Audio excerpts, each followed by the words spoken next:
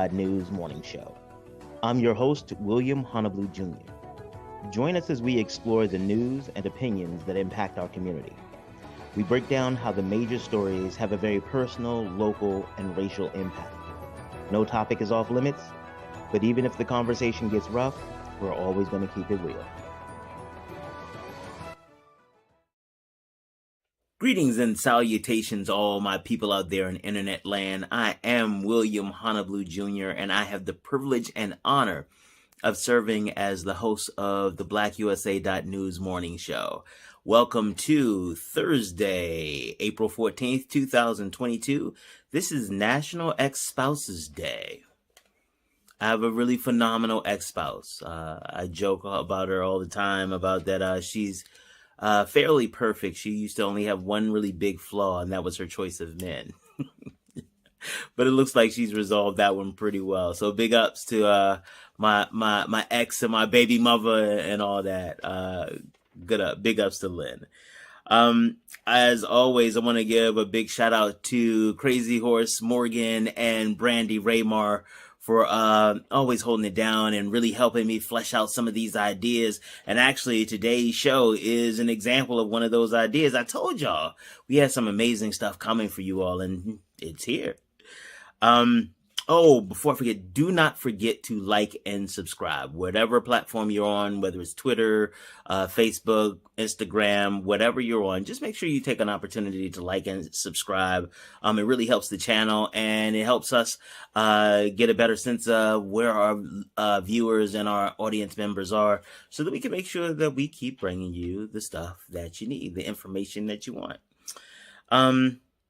Well, today's show is going to be a little bit different. Today's show is going to be about the Grinding Gang. That's my company.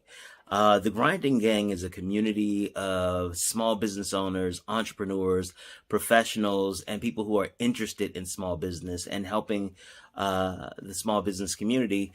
We get together and we support each other. As a company, we provide technical assistance. We do things like grant writing, business plan writing, but we do a lot of executive coaching and one-on-one coaching, small group sessions, and a lot of digital tools like videos and the like. So we thought it would be a really good idea to kind of give you a sense of what we do. And we thought about it. We're like, well, you know what we could do? I could just go through and give an example. And we've done a couple things like that. But what we thought would work even better is if we just let you see what we do. So to that end, we have three things for you today.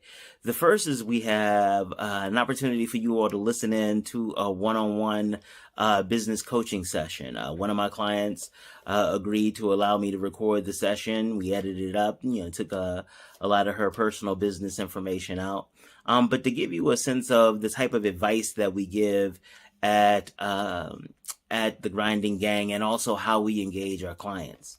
The next thing after that is a small class session that I was teaching. Again, taking a lot of the feedback or taking a lot of the voices and things of the students out. It's more of an opportunity for you to get a sense of the type of information that we share in the sessions. And finally, it's a digital video that we do on sales. Again, just to give you a sense of the type and quality of information that we have available to you. Well, all right, you know what? Let's just jump straight into it.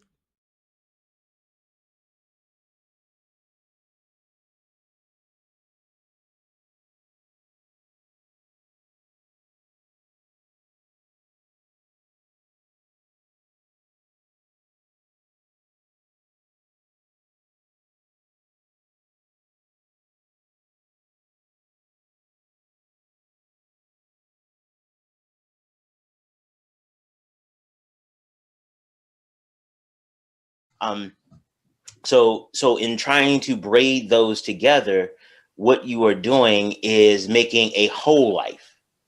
When you have work-life balance, they normally talk about that in the context of a job, right? Right. The reason that you have work-life balance in the context of a job is that your employer has paid for a certain amount of your time. So let's say 40 hours a week. Your employer has given you money for 40 hours a week. They don't want to receive less than what they've paid for. On the other side, you have sold 40 of your hours a week. You don't want to give them more than they have paid for. So that balance becomes this kind of, again, this pull, this tension between what you are obligated to give the employer and what you want to retain for yourself. The problem, or the difference, not even a problem, the difference with being an entrepreneur is that it is all your time. Okay. Unfortunately, a lot of people in our lives assume if you don't have to answer to somebody else, you are free to do whatever it is that you want to do. But the thing is that that awareness becomes central to your survival as an entrepreneur. The awareness that there are going to be portions of this that you don't like, and dispelling some of those myths, not just for you in your active mind, but also in your subconscious, in your behavior, in your patterns, and also the boundaries that you set for other people. It's harder. And so some of it, what you may find isn't that you are not doing things, because that's one of the first things that many entrepreneurs assume, is that, you've been taught to take responsibility. So you take responsibility sometimes for shit that's not even yours. And it's okay to be like, no, I can't do it.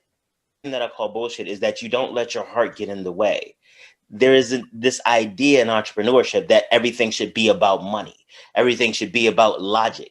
That's not true. You don't change who you are because you become a business owner. Because you start a business, that doesn't take away your empathy. That doesn't take away your love. That doesn't take away your caring. You are still you. And there is nothing wrong with being you. Move on from that point. Who says that that's what you're supposed to do? I don't know. But I guess society. I don't know. But what? I'm sorry. Does society pay any of your bills or make you feel good? No. So that's what I'm saying. Just reframing how you are deciding to do things. If you love him and that love feeds you, why wouldn't you eat? Right. If again, I don't know this dude. I don't know if it's a healthy relationship. So I'm assuming that it is. Okay. So that would be a separate conversation. But let's assume that this relationship is healthy, right? Right. If the relationship feeds you, it supports you, and because you're not just the business owner. That's what happens when you go to work. You have to leave all of your personal stuff behind because your employer didn't pay for that. But you are starting your own, so all of you needs to show up. I've met business owners who are making a lot of money and are miserable as fuck because they prioritize money and now they're fucked up inside. I also have people. One of the best stories that I have is when I first started business consulting back in 2000. Yeah, in 2000, I had just finished my MBA and I studied and I love business. I love everything about business, and I read all the case studies and I knew what to do and I knew how to help people. And my first clients were friends of mine. They still make amazing food. Their food is phenomenal. And I was like, well, I can help you come up with a plan to grow your business. They're like, we need some business help. And so I worked on a plan and I presented it to them in a couple of weeks. I was going to turn them into a regional restaurant chain within 7 to 12 years. They looked at the plan and said, I don't think this works. I don't think this is for us. And I was like, oh no, I thought, maybe you didn't think you can do it, but I was going to be there and I identified what resources that we were going to be able to pull. And they were like, no, we don't want to do this. We want to work with our customers. And I was like, well, I mean, that's not how you make a lot of money. And they were like, no, I get that, but we enjoy the work. We enjoy cooking. We enjoy the time we get to spend together building recipes. For them, their business needed to be an integrated part of their life for it to make sense. If it wasn't going to bring them together as a couple, they didn't want to do it. And that changed everything about how I engage business. Because I came out of school like all these other business consultants. The book told me that you want to make a bunch of money, so I'm going to come here and try to force you to make a bunch of money. And if you don't want to do this, I don't understand what's wrong with you. Why are you trying to be who cares what you like? Let's just get this paper. But they taught me that for some people, it has to be more than that. Now, whatever your goals are, whatever motivates you, whatever drives you, that is absolutely appropriate. But be honest with you. because denying who you are to yourself will only lead to ruin, because it's not like you're going to change. You will sneak up on yourself eventually. About is a natural function. It is a natural function of the stress of entrepreneurship. You are trying something. You have a lot of things happening in life simultaneously, right? Right. That's a lot for any, and some of these are new things you've never tried before. Yeah. Why would it not be stressful to try to figure it out? Have you ever watched a kid try to figure out like a new toy or open a box or whatever? They get very frustrated. Yep. You don't get frustrated opening it because you've done it before. Like, how many times have you opened a jar? It's not that big a deal for you. Right. But for them, they don't even like twist which way. I just see them touch the top, shake it a little bit, and then the top comes off. They don't understand the twisting motion. They don't understand, like, sometimes you got to grab it this way and turn the bottom this way. Sometimes you got to run hot water on it. Sometimes you got to loosen it up with a knife. Like, they don't understand these things. And so for all they have is that I've seen somebody else grab a jar, put a hand on the side, put a hand on the top, shake it a little bit, and open it. I am trying to do that, and it's not working, and they get frustrated because they don't understand. They have seen the vision. They have seen themselves with the open jar.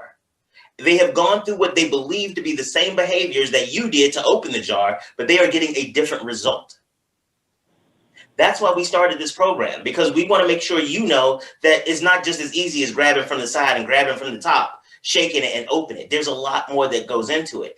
What also happens with a lot of entrepreneurs is that as you put your hand on the side, as you put your hand on the top, as you shake it and you turn it and nothing happens, now you start doubting, well, maybe what's in the jar isn't for me.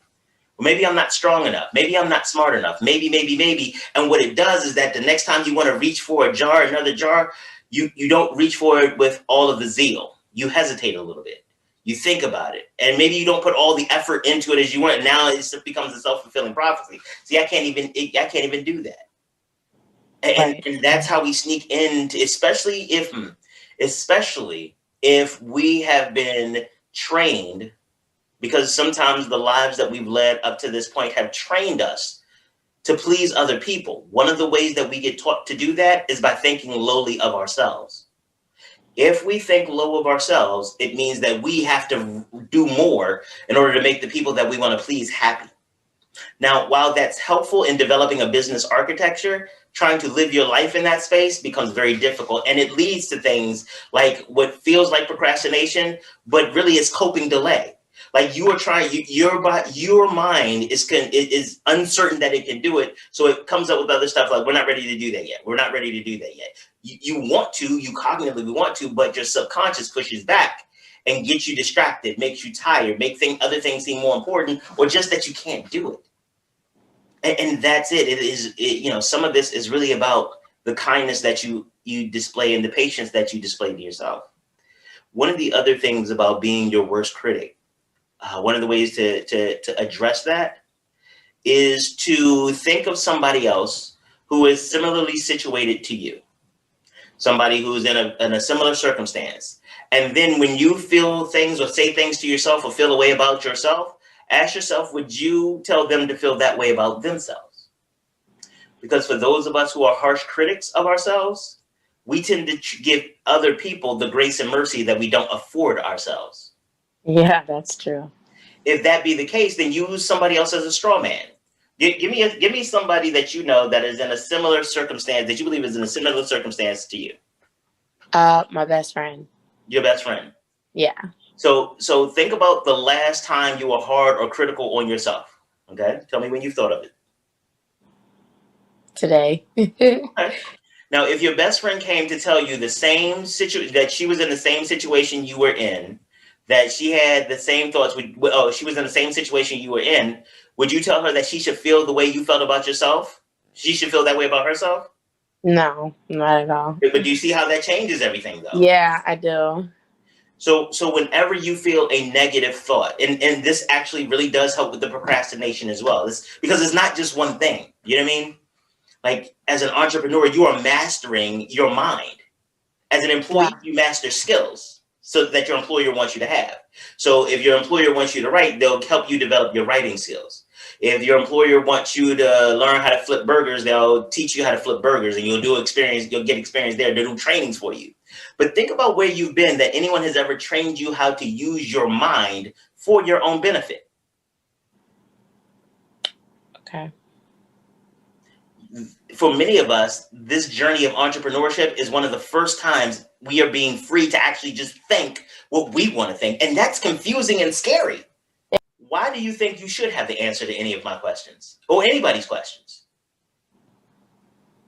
I don't know. I think society has kind of made us believe that we know everything when in actuality, there's nothing wrong with not knowing things. It actually makes you more knowledgeable if you stay open-minded. There you go. But I also want you to think about this. In the we're on the phone what, 20 minutes roughly? Yeah. So we've been on this call for 20 minutes, and you have identified that 3 of your goals or 3 of the things that make you feel bad or things that you have not achieved have come from society. You can't even identify who society is. But think about what that says. How many other things, how many other goals, and how many other structures and how many other archetypes are you holding yourself accountable to that you didn't choose? Probably a lot.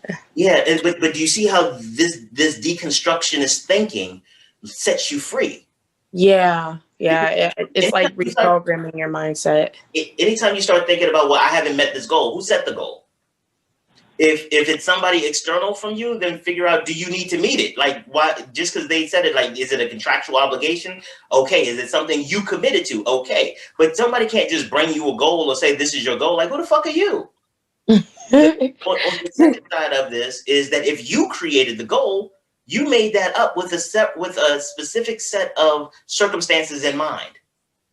If those circumstances don't exist or something has changed, why wouldn't you change the goal? So what is the big deal about not helping achieving a goal? It's just something you made up. You could make up something new. You could change it. You were not committed to that. Now, again, it changes when you have decided to commit to something. If you tell somebody you're going to deliver something, that changes the dynamic because now you've accepted the obligation. But other than that, what the fuck? If you say you're gonna make $100,000 this year and you don't, and that's why I'm always like, let's create a plan. Let's check benchmarks and check in because you can change this plan whenever. Like, I don't know, were you at where the facts? Show me some evidence. Show me something that is objective that we can both agree is a real thing. So for you to say that to say like, oh, William, I failed. It's like, okay, how? Who said? It's like, well, because I didn't hit the goals that I was supposed to. Who said that was a goal? Well, I did. So you're going to fail yourself? Like, you get to grade your own paper and you put an F on it? Come on, y'all. Yeah. but also think about how often we do that. Oh, I can't believe I did that. I always fuck this up. Oh, man, I can't believe, I'm a loser. I can't believe I failed this. Oh, my God, I got to do better. I can't believe they're doing better than me, blah, blah, blah, blah, blah. Yeah. So people will tell you to not let your ego rule. Yes. There's sometimes, though, in entrepreneurship, when the deck is stacked so much against you that all you got is your ego and the will to push through. The issue isn't so much getting rid of your ego. It is moderating the negative influences and keeping your ego reasonable. Like, I have a large ego. Actually, and I tell people I am better than I tell you that I am because I only talk about the things that I have facts on. I only talk about, like, if I tell you that I'm great at business, I can run down facts and references to tell you that I am. I don't tell you that I'm a great human being because I don't know that to be a fact. I feel like I am, but I don't have that as a fact.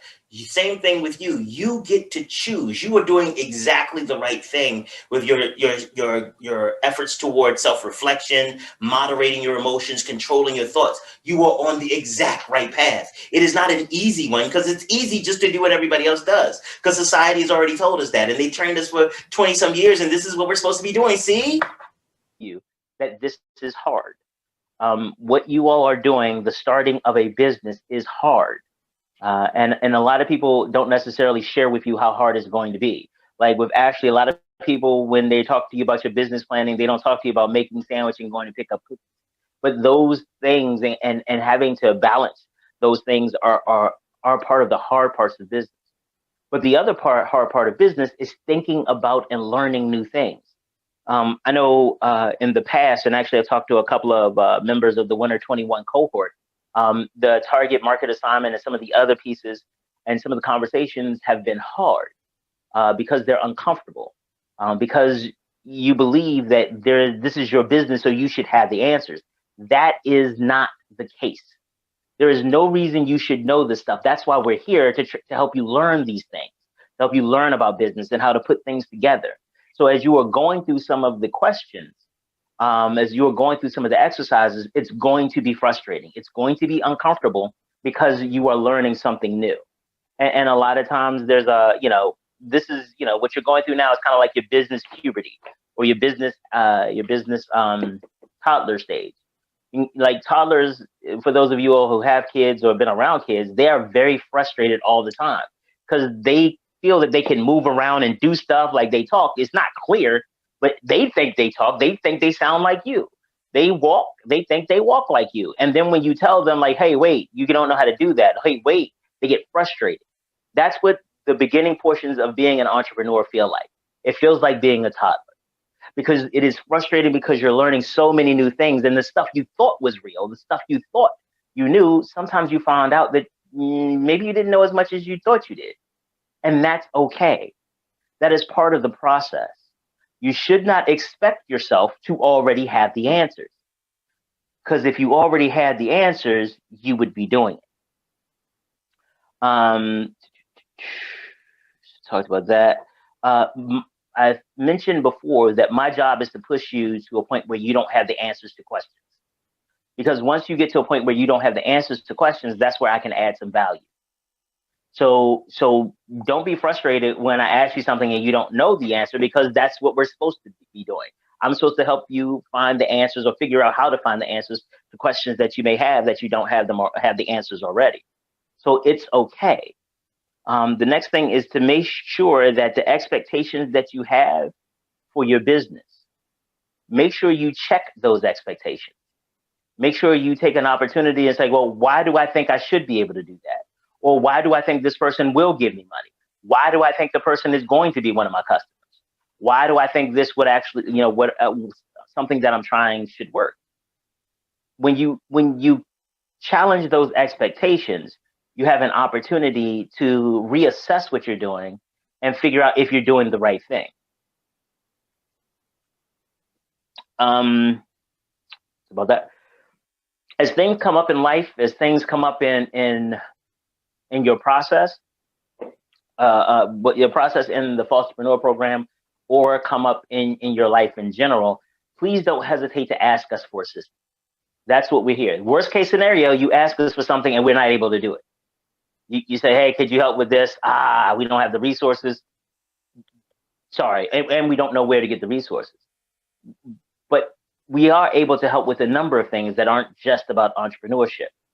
One of the alumni from a previous cohort contacted us yesterday. And he is looking to put his business to the side for a little while, or at least focus on getting a full-time job to pay bills.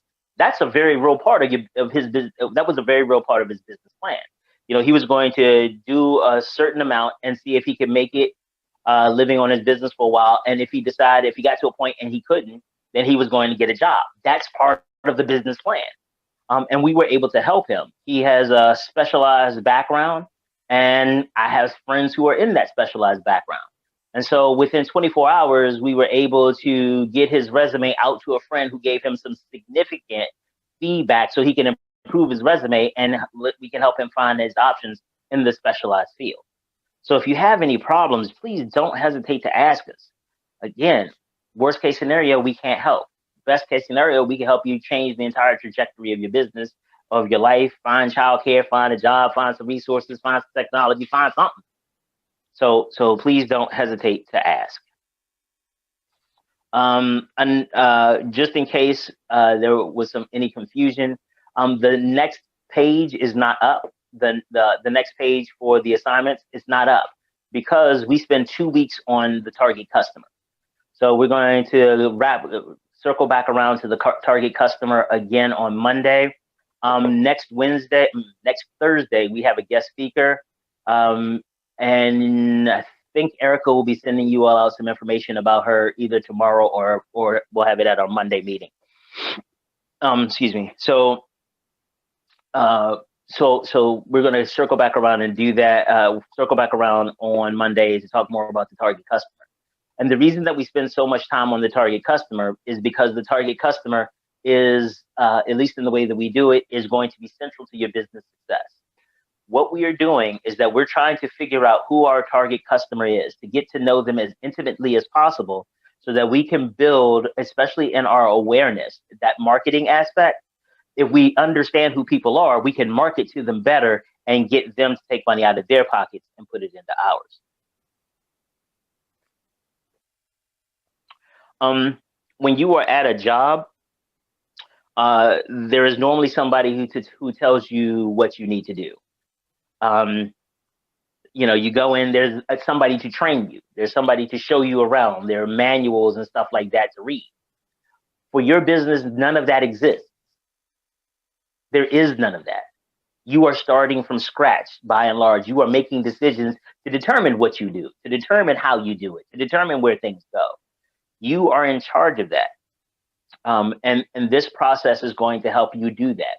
One of the biggest challenges, well, there are a few large challenges that entrepreneurs tend to have in working with them over the years.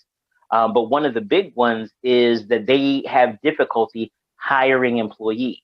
Even when they have the money to hire employees or contractors or whatever, they have a difficult time onboarding them appropriately. One of the reasons that they have a problem bringing people on is because they don't have any processes. They don't have any procedures. If you're always making stuff up and doing stuff by the seat of your pants, you just wake up and try to figure out, what do I do today to make some money or to keep the lights on, then how can you bring anybody in to support you? How can you tell them what to do? You don't have a plan. And so that's why we talk about moving from hustling to building a business. Because a hustler is all you, all day, every day. You get in, get it done, go to sleep, wake up tomorrow morning, get it in, get it done, go to sleep. You keep hustling because that's what you are. If you're a hustler, that's what you do. But when you build a business, there's infrastructure in place. There's a process. There are procedures. And so even if you're not there, you can say, hey, Rose, what I need you to do is to run this for me. Here's a list of things to do. Here's a list of people to contact. This is how you do it. The more of that information you have written down, the more of that you have available, the easier it will be to hire people. There's nothing worse than to hire somebody who's a great candidate, but you don't have your shit together, and then they end up getting pissed at you and leaving. So now you've wasted the money that you spent bringing them in, and you don't have anything to show for it because you weren't ready. Also, if you have a system in place, that means that you can hire less talented people. Now, I'm not saying just a warm body, but think of it this way. If you are a baker, like you are a world-renowned baker, I need you to make cakes, because it doesn't matter. It's something about you that needs to make cakes, because you do a wonderful job. It's something about the way you move your hands in your oven or whatever it is that makes your cakes wonderful. But if I have a recipe that is good and my clients like it, I don't need to be there. As long as somebody knows the difference between sugar and flour, I can leave them in and I can go out and do some other stuff to make money. But if your process has a bunch of secret ingredients and stuff that only you know, how can anybody help you? And so as we go through this process, we go into a level of detail, and I'm going to tell you this, the level of detail that you will know how to go in is more than most business owners on the street right now. I guarantee you that. Because most of them look at like 20, 30,000 feet, and that's it. They don't think they work in the detail. They kind of, like we talked about the having your favorite outfit the day before school. You have it all laid out. Most of them just wake up in the morning and they don't even know if clothes are washed. They just trying to get to school. They don't even think about stuff like that because they got so much other stuff to do. We're not only planning your outfit for the first day of school, we're trying to put the whole year on lock. We want to make sure, like, even if you wear the same clothes over, now we have a schedule for washing clothes. We have a schedule to take them to dry cleaning. We have a schedule to make sure you get your shoes taken care of. Buying the laundry detergent, making sure you're paying the water bill. do you see how that changes the dynamic? You might be fresh the first day of school, but how you looking by April? I want you to be, I want your senior year to be fly. Like everything from kindergarten to senior year. The more that we can, and again, that sounds ridiculous, but the more that we can plan it, the more you can focus on the things that pop up down the road, because you can bring other people in to help you. Like so let's say Ashley, again, you always catch the front of this. So, but you know what? I've decided, Ashley, that you won't be the target customer today, so you don't have to worry about that part. But like Ashley, if Ashley wants, let's say Ashley wants to just take a nap. Like she's like, look, I just need to take a nap. If Ashley had the contact information and had like, a little letter that somebody could take with them, somebody else could go get the cake. Go get the cookies. Ashley, and when she talks about making sandwiches, somebody still has to figure out what kind of bread to use, because you got to figure out how many vegetarian, how many ham, how many Swiss, how many with cheese, how many without cheese, where do you get mayonnaise from, where do you get mustard from, does anybody want relish? What kind of sandwiches are you offering? Does anybody put relish on them? Okay. Do you need chips to go with those? Do you need sodas? Who's going out and get them? And how do you diversify the chips and stuff like that?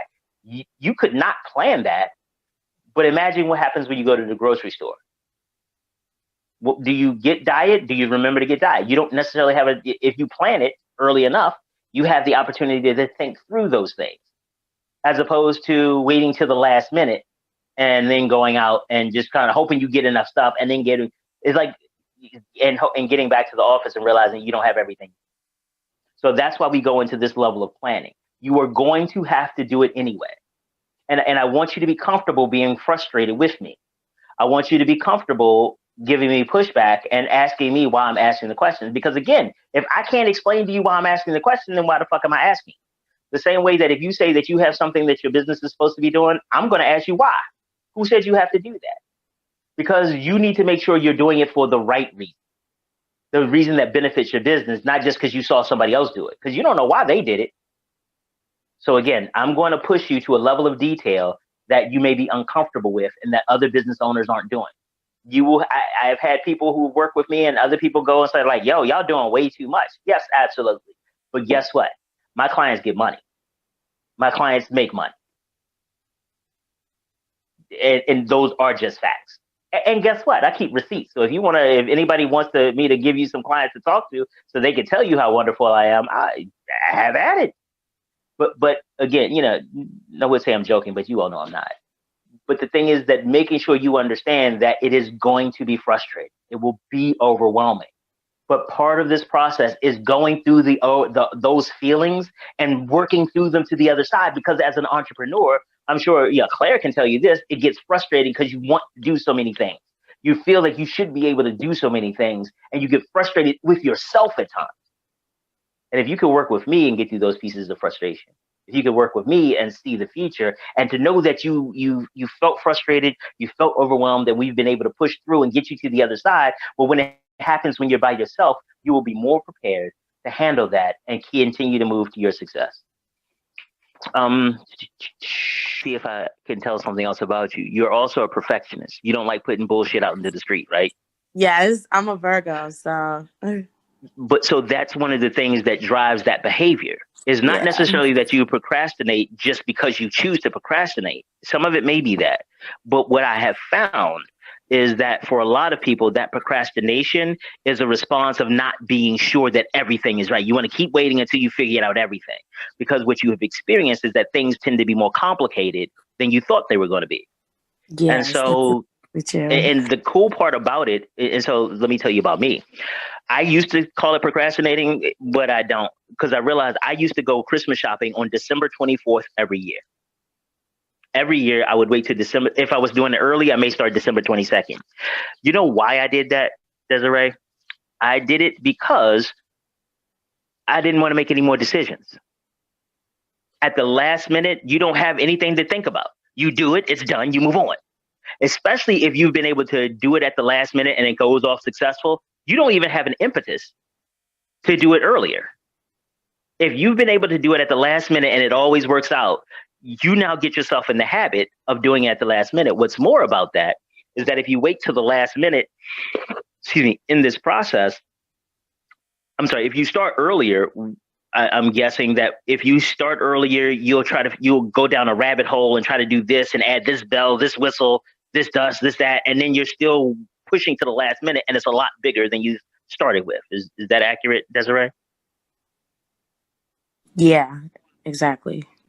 And so a lot of times I will circle back to you all and talk about how you all need, because you all are entrepreneurs, you need to be especially kind to yourself. You have to be especially gentle because the world is not going to be. What you are talking about is not procrastination as it is a bad thing. It is a coping mechanism that you have designed so that you don't get overwhelmed with simple tasks. You push them off because if you start them early, you're still going to you're still going to finish at the last minute anyway, because you're just going to keep adding bells and whistles. So in order to keep you from doing that, you just wait to the last minute because there's other things in the priority list that you've done the same things too. But this is also part of the hustling process.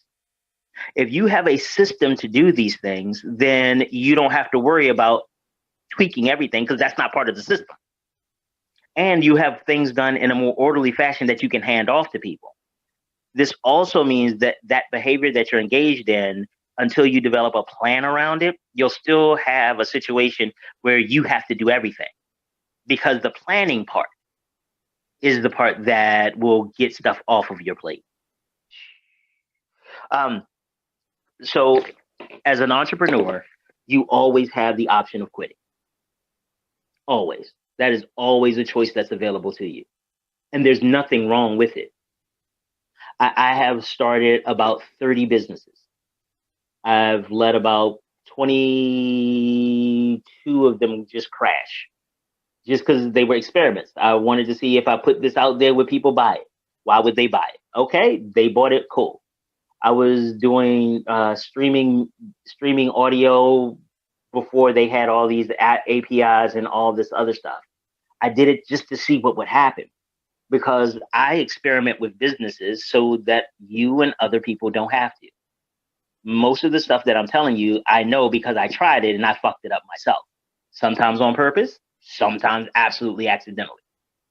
But I've done these things because I wanted to know what happened. I take things apart to figure them out. That's how I came up with this process. I took building a business, that process, and I took it apart and broke it down to its basic components.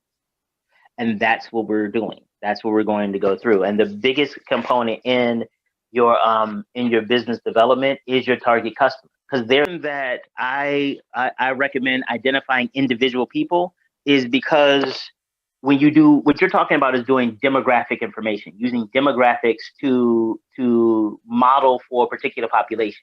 So the idea is that people who make a certain amount of money, who live in a certain geography, certain ethnic, educational, all of these things shape their identity. The challenge with that is that you now are making a lot of assumptions and using stereotypes on people instead of actual information. The other problem with that is that by using demographics, more buying decision, especially as diverse as our economy has gotten now, most of the buying decisions are meted out or now are evaluated using psychographics. So figuring out the things that influence the decision making. I'll give you an example.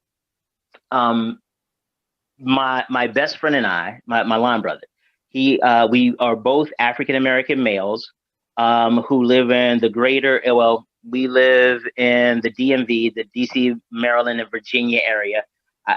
We both have spent the majority of our lives in Baltimore. He lives in Prince George's County now. So we are demographically, our incomes are relatively the same. Our professional background actually, are fairly the same. The thing is that we are vastly different people. Like most of the things about us are different. And so the ability, how you would advertise to him would be different on how you would advertise to me.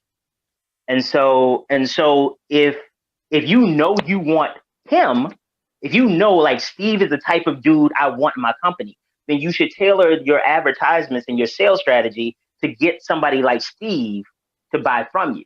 Because even though I fit the same demographics that Steve does, if I'm the person you know in those demographics, you're not going to get me.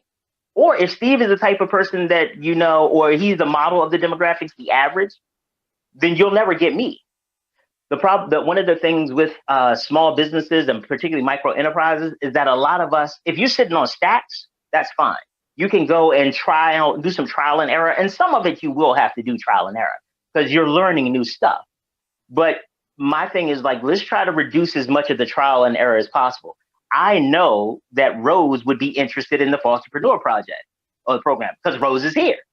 So if I know that I can get a sale out of Rose, if I can just replicate how I got Rose to join in, how I've given Rose feedback, how Rose is comfortable in the program, what kind of questions we should ask Rose, how we should engage Rose, then the next time we get a new Rose, we know where to send email. We know now we're going to be on YouTube because that's where roses are. Now we're going to be, because we never knew that roses were on YouTube.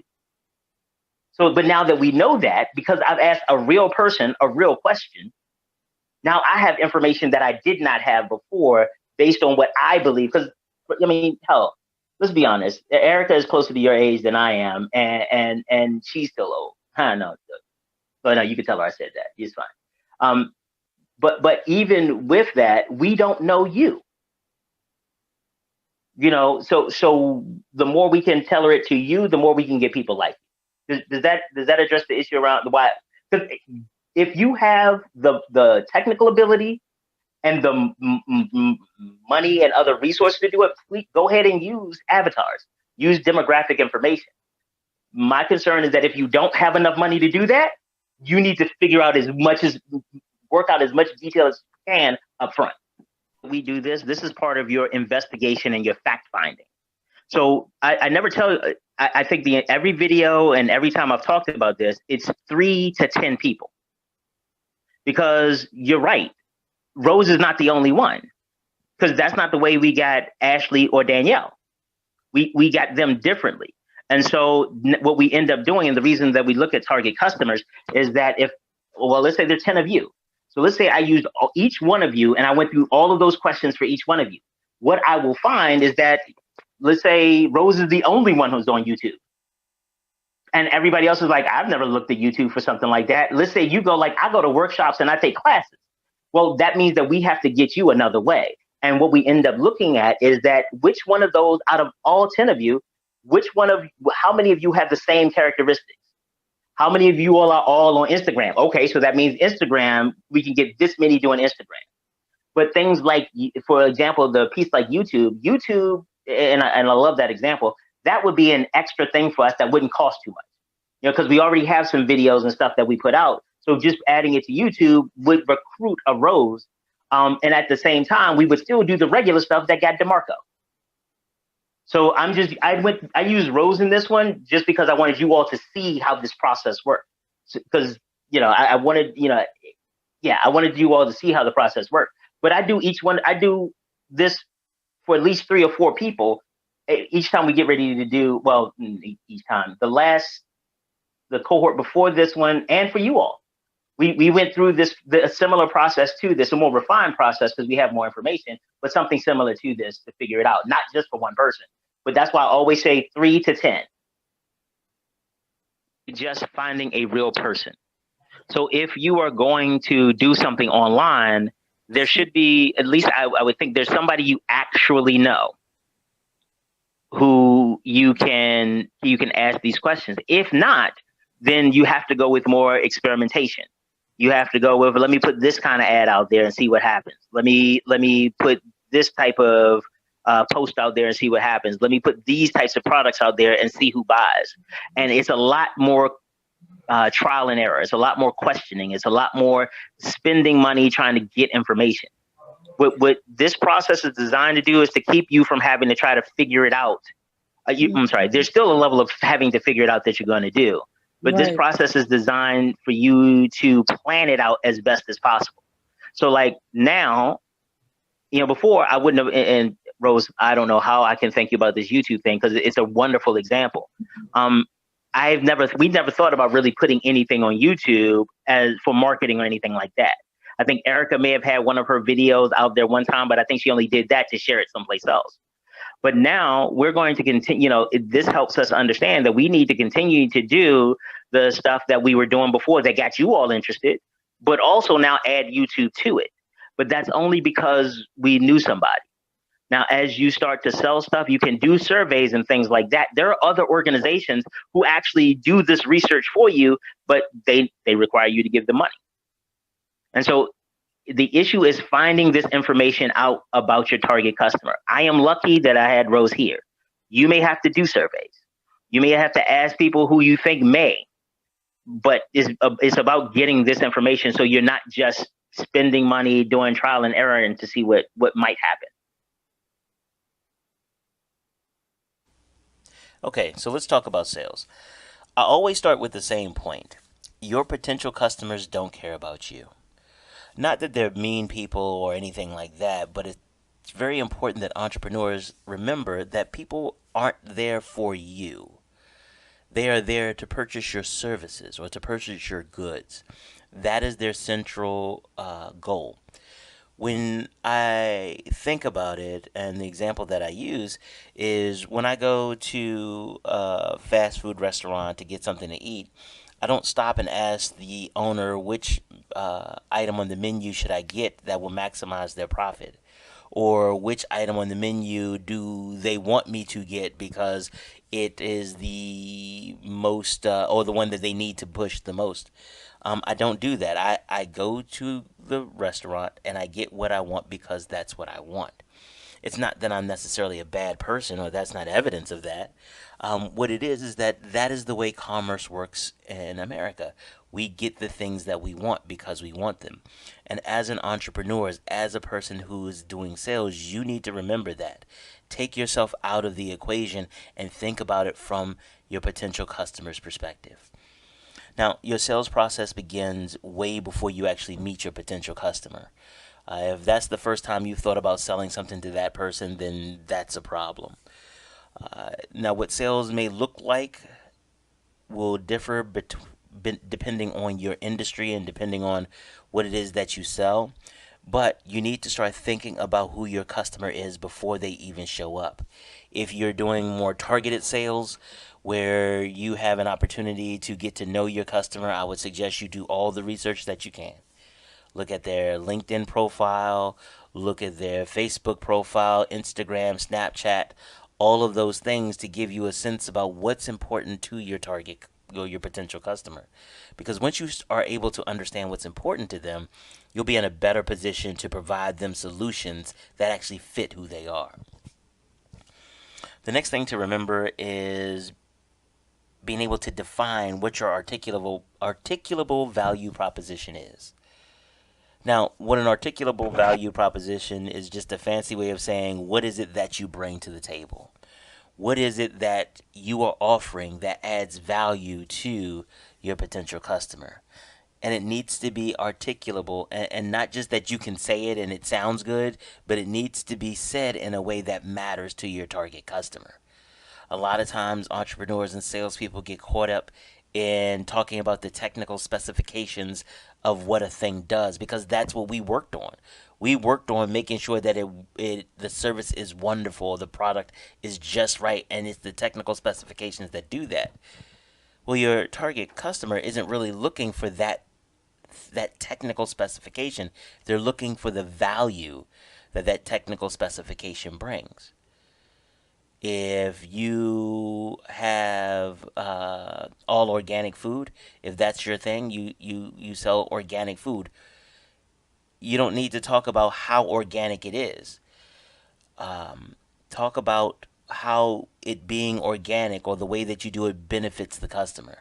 How does it change their lives? How does it improve the quality of their existence? Speak in terms of that, and you'll be able to get them in a place where they're listening. Because if you can't get them to listen, sales is a lot harder. You also need to understand what your target or potential customer's core motivation is, because that will also inform how you share the value that you provide. Because if I'm looking for safety and you start selling me on price, well, there's a misalignment. You're talking about something that doesn't really matter to me, and I may start believing that you don't understand me enough to help me meet my needs. But if you start talking about how safe the product is, Well, now you've piqued my curiosity, and now I just may buy. As you're putting together your value proposition, think about it also in terms of the activities that your business does. What is it that you do each step of the way? Because that type of information will also put you in a better position to help your clients align their delivery process or their delivery desires with what it is that your process entails to get it to that point. So if your process is making customized T-shirts, if your business is making customized T-shirts, and you have a process by which you talk to the client, and then you come up with a sketch, you show them the sketch, you take the sketch, create a screen print, then put the screen print on the shirts, and then print the shirts, quality control, and then deliver the shirts. Well, understanding how much time those things take and where you can be flexible, understanding how much lead time you need to make it will also give you an opportunity to negotiate not just on price, but maybe on time frame, maybe on volume. But you need to understand how your process works in order to even be positioned for that.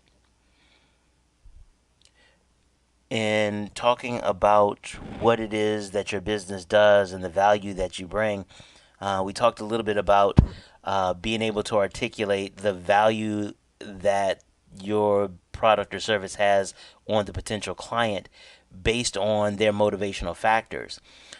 Again, make sure that you understand how what you're delivering impacts them. Make sure you understand the outcomes and what the impact will be for them long and short term.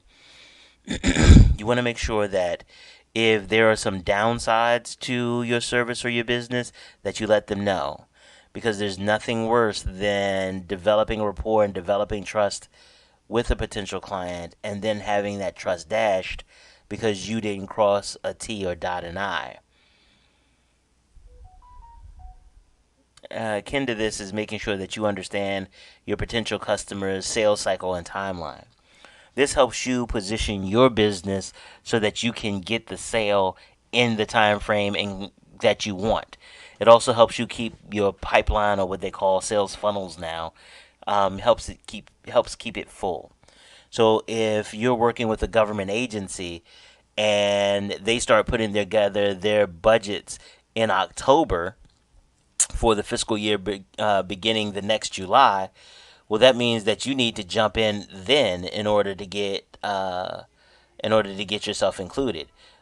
But if you know that the decisions about what gets put in the budget in October starts to happen in July, well, then you need to jump in July to make it happen. An example of this is working with Baltimore City Public Schools. They have a pre-qualification process so that potential vendors can get on a list and they can bid and receive contracts above the $25,000 threshold. Well, that process begins in July and August. So if you're not involved in that process or preparing for that process in June or July, by the time you figure it out and get in, there are going to be a lot of other people who are already in that process or who've already completed that process, and they're in a position to get a contract, and you won't be. The next thing that I recommend that you do is get to know your potential customers. And when I say get to know them, I don't mean just demographically. Ages, genders, race, jurisdiction, or locality, not just those things. Focusing less on demographics and focusing more on psychographics. If you can understand how your potential customer makes a decision, you can get ahead of their decision-making process and position yourself so that you are the logical decision for them to make. So one of the first steps to do that is understanding why your potential customers want your product or service. And I start with want because in the research that I've done on human decision making and just my observations, I've learned that people focus more often on the things that they want and utilize facts and logic to support their desires. So if you understand why they want something, you'll be better positioned to get them to choose you. Also, though, understand why they need your product or service. Because sometimes people don't even understand that they need what you're offering. In early 2020, we did not realize that we needed to increase our stockpiles, personal, state, and federal, of disinfectants and personal protective equipment. Most of us didn't even know what personal protective equipment was. But if somebody had been trying to sell us stuff and really guiding us to understand the need, that new knowledge may have shifted our wants and really have put them in a position by educating us to get us to buy from them. The last thing on this slide specifically is figuring out what it is that your potential customer needs to experience, what they need to see or what they need to smell or what they need to know in order to consider your product or service. If you look at places like Burger King, they always have their vents like just really pushing out that flame broiled smell. If you look at places like Tiffany's, they're always in the more upscale portions of malls and places like that, or places where people with resources go. And one of the reasons that these organizations do this type of marketing is because it works. They understand that people go to these places, or like for Burger King, they understand that smell will help somebody understand or remember or think about them as a solution. Tiffany's knows that people go to malls, especially the higher end malls, and they want to spend money. And Tiffany has a brand that is aligned with some of those more the luxury malls and things like that. Now, as you're in a position to negotiate prices and things like that, there are some things that you need to know about your side of the equation. You need to understand how much your product or service actually costs you. The Chamber does a really great workshop on job costing, and we're also more than happy to sit down with any of our members and really talk you through how you do your job costing and provide some strategies to help you develop that skill set if you don't already have it. But if you don't understand how much your product or service costs you, how are you going to be in a position to negotiate price or negotiate any of the other terms? Understanding how the price for your product or service is calculated. Because even if you understand, like, let's say your service costs $50 an hour, if you understand how that $50 an hour is calculated, you may be able to restructure your offering to take advantage of maybe some efficiencies that the client has or some resources that the client may bring to bear. If you make t-shirts and you sell the t-shirts for $12 a pop, to a retail client, a client who sells them retail, if that client has shirts themselves that they just want you to do the printing for, well, you have to be prepared to have that conversation. But if you don't know how the price point is calculated, you won't be in a position to do that. Also, if you are not the business owner, make sure that you understand what price and terms you can negotiate and which ones you can't. Because sometimes you don't know that you could have negotiated on a term or delivery time, or you might be able to offer a discount if they pay you early, or you may help the clients with cash flow issues, give them longer payment terms, but it'll cost them a little bit more. But if you don't understand what you can negotiate, you just go in there flat-footed with, hey, here's the price, here's the terms, do you want it or do you not? That's not a really good position from which to negotiate. The last thing is to make sure that you really do understand why you want this potential customer. Because if you're just chasing money or chasing business, you will find out very soon that all money ain't good money. You may end up having a client that you don't want, and it's okay to fire a client, but it's better to understand why you want the client in the first place. And so, as you are negotiating, if it does not feel or seem that they are who you thought they would be, or that the deal is not going to be what you thought it would be, it's okay to back out of that when you realize it. Absolutely okay. Just make sure that you do it sooner than later and that everybody's on the same page. Okay, as you get ready to prepare to make the pitch, this is the time for you to practice. One of the ways that you can practice is by coming up with the alternative to your offering. So articulate what other options your potential customer may have that meet the wants that you have identified earlier. The alternative should also include doing nothing. A lot of times we look at our competition and we look at other alternatives, actual tangible things or services that they can get, but also realize that nothing is also an alternative. You have some people who need life-saving medicines, and like diabetic, they may need insulin to survive.